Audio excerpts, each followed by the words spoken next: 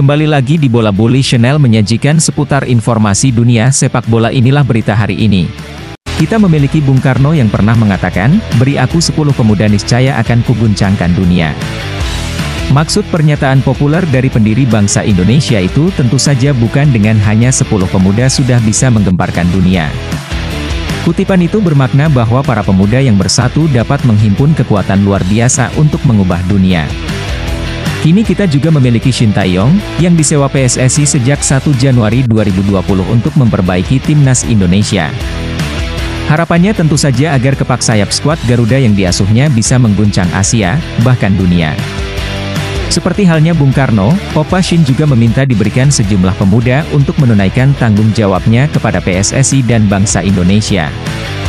Setelah melihat langsung kondisi pemain dan kompetisi di tanah air, pelatih asal Korea Selatan itu meminta sejumlah pemain naturalisasi sebagai solusi atas tuntutan instan berbagai pihak.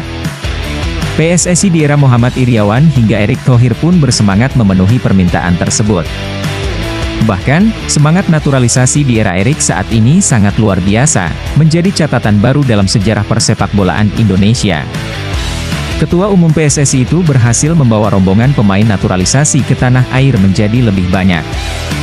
Shin Tae-yong tampaknya cukup puas ketika mengumumkan 28 pemain timnas Indonesia untuk menghadapi Vietnam tanggal 21 dan 26 Maret 2024 dalam kualifikasi Piala Dunia 2026. Sebanyak 10 atau 35,7% dari skuad itu adalah pemain naturalisasi minus Elkan Bagot. Pemain Bristol Rovers itu tak dihitung karena memang tak menjalani proses naturalisasi untuk memiliki paspor Indonesia. Sebab, dia memiliki darah blasteran dari sang ayah, Inggris, dan ibu, Indonesia. Mengingat ibunya memiliki kewarganegaraan Indonesia, maka Bagot memilih status sang ibu, sesuai pasal 6 Undang-Undang Republik Indonesia No. 12 Tahun 2006 tentang Kewarganegaraan RI. Kalaupun Bagot ditarik ke kelompok pemain naturalisasi, maka jumlahnya 39,3% dalam daftar 28 skuad timnas. Apalagi jika proses naturalisasi Martin Paes berjalan lebih awal dan lancar, akan lebih meriah lagi. Pasalnya, kiper FC Dallas dari Belanda itu menyempurnakan satu kesebelasan timnas Indonesia berlabel naturalisasi. Vietnam sebagai rival sengit tim Merah Putih di kawasan Asia Tenggara sangat takjub melihat perubahan signifikan dalam hal materi pemain binaan Opa Shin kali ini. Sang pelatih bukan hanya telah mendapatkan 10 pemuda, melainkan lebih dari itu. Salah satu pemain naturalisasi yang paling heboh adalah Tom Haye. Sebab, Indonesia langsung memiliki pemain termahal se-Asia Tenggara dengan masuknya gelandang berusia 29 tahun itu ke skuad Merah Putih.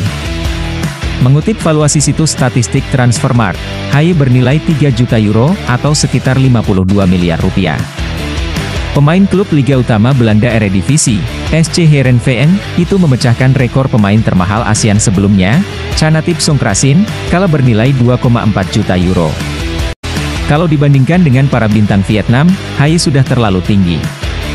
Pemain termahal The Golden Star Warriors saat ini adalah kiper Nguyen Philip, dengan valuasi 600.000 euro, atau 5 kali lebih rendah dari Haye.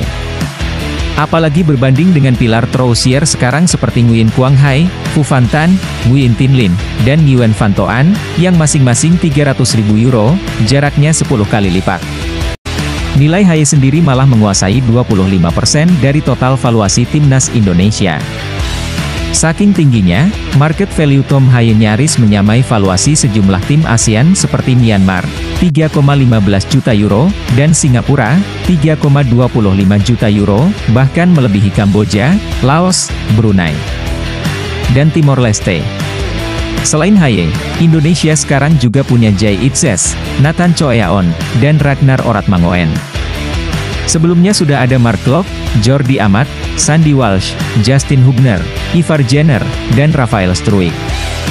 Semuanya adalah nama-nama yang memikat hati Opa Shin untuk membela skuad Garuda saat ini. Akan tetapi, apakah mereka sudah atau bisa benar-benar menyatu, chemistry, dengan para pemain asli Indonesia lainnya? Itulah yang disorot oleh Kapten Timnas Vietnam Du Hang-dung. Menurutnya, Timnas Indonesia akan berusaha mengikuti gaya bermain para pemain naturalisasi berbasis Eropa itu, yang mengandalkan kekuatan dan mengedepankan fisik. Gelandang senior berumur 30 tahun tersebut menilai style of play skuad Garuda nanti berpotensi tidak jelas karena durasi mereka berkumpul dan berlatih bersama sangat terbatas. Sesungguhnya bukan terbatas lagi, para pemain yang dipanggil Shin Tae-yong untuk menghadapi Vietnam itu justru masih terpisah-pisah di berbagai tempat. Hingga kolom ini dibuat, skuad mewah Oppa Shin belum pernah berlatih bersama sejak dirilis 7 Maret lalu, padahal waktunya sudah sangat mepet. Dari kondisi itu kita dapat memahami pernyataan Shin Tae-yong yang disiarkan via akun Instagram Erick Thohir 14 Maret lalu, bahwa timnas Indonesia akan lebih sulit menang di GBK ketimbang di kandang Vietnam nanti. Sementara Vietnam sudah beberapa kali menggelar sesi latihan bersama, termasuk dengan para pemain yang baru pertama kali dipanggil.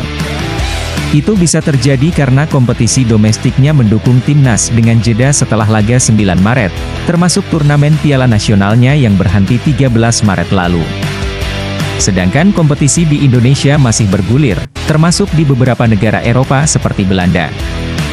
Troussier sadar betul, mengasah kemampuan teknis, daya tahan fisik dan mental, sambil mempererat kekompakan adalah modal utama di tengah keterbatasan pemain yang ada. Vietnam cuma memiliki satu pemain yang terdaftar di klub asing bernama Yokohama FC, yakni Nguyen Chong Quong, selebihnya bermain di kompetisi lokal dalam negeri. Striker veteran itu sudah dalam beberapa hari ini bergabung dan berlatih dengan rekan-rekannya di Vietnam. Kita hanya bisa berharap, jangan sampai timnas Indonesia yang berselimut mewah pemain naturalisasi ini malah dimanfaatkan Vietnam. Yang kita dambakan adalah para pemain naturalisasi yang bersatu padu dengan muatan lokal Indonesia untuk mengguncang dunia, seperti keinginan Bung Karno dulu. Kolom ini sama sekali tak berpretensi untuk menilai proyek naturalisasi itu, walau pasti ada sisi positif dan negatifnya.